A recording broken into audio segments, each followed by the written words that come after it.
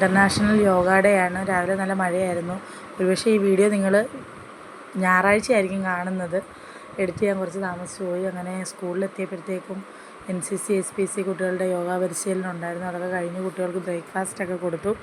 അങ്ങനെ ഉച്ചവരെ സ്കൂളിൽ ചിലവഴിച്ചതിന് ശേഷം ഞാൻ വീട്ടിലെത്തിയപ്പോൾ ഉണ്ണിക്കുട്ടൻ താണ്ടെ ഒരു വാലൊക്കെ ഫിറ്റ് ചെയ്തിട്ട് വീട്ടിൽ കൂടെ ഓടുകയാണ്. അങ്ങനെ അടുക്കളയിലെത്തിയപ്പോൾ ചക്ക കുഴയ്ക്കാനുള്ള തയ്യാറെടുപ്പിലാണ് മാമനും മാമിയും.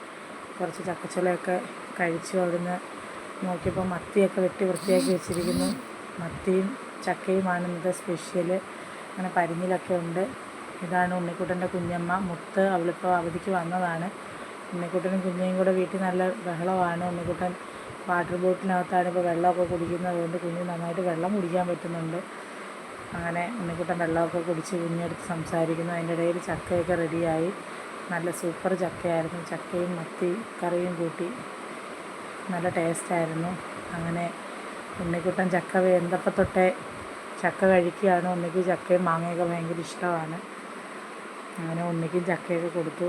ചക്ക കഴിച്ചുകൊണ്ടിരുന്നപ്പോൾ തന്നെ ഉണ്ണിക്കുട്ടൻ്റെ അമ്മുമ്മ വന്നു.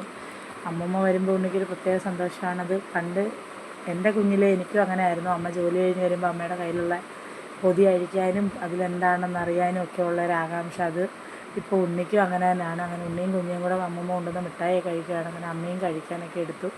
ബാക്കിയിരുന്ന കുറച്ച് മത്തി ഉണ്ടായിരുന്നു. അപ്പോൾ അതെന്നാൽ വറക്കാമെന്ന് വിചാരിച്ച് അതിൽ എല്ലാ പൊടികളൊക്കെ ഇട്ട് മത്തി വറക്കാനെല്ലാം റെഡിയാക്കി വെച്ചു. ഇപ്പോഴത്തെ മീനൊക്കെ പൊതുവെ കൊള്ളത്തില്ല. എന്നാലും നമ്മൾ മീനൊക്കെ മേടിക്കും. മീനില്ലാതെ ഇവിടെ ആർക്കും കഴിക്കുന്നത് വലിയ ബുദ്ധിമുട്ടാണ്. അങ്ങനെ മീനൊക്കെ വറക്കാനിട്ടു. ഇപ്പോൾ വീഡിയോ ഇത്രയേ ഉള്ളൂ. വീഡിയോ ഇഷ്ടപ്പെട്ടാൽ ലൈക്ക് ചെയ്യുക, ഷെയർ ചെയ്യുക, സബ്സ്ക്രൈബ് ചെയ്യുക. Tata bye bye.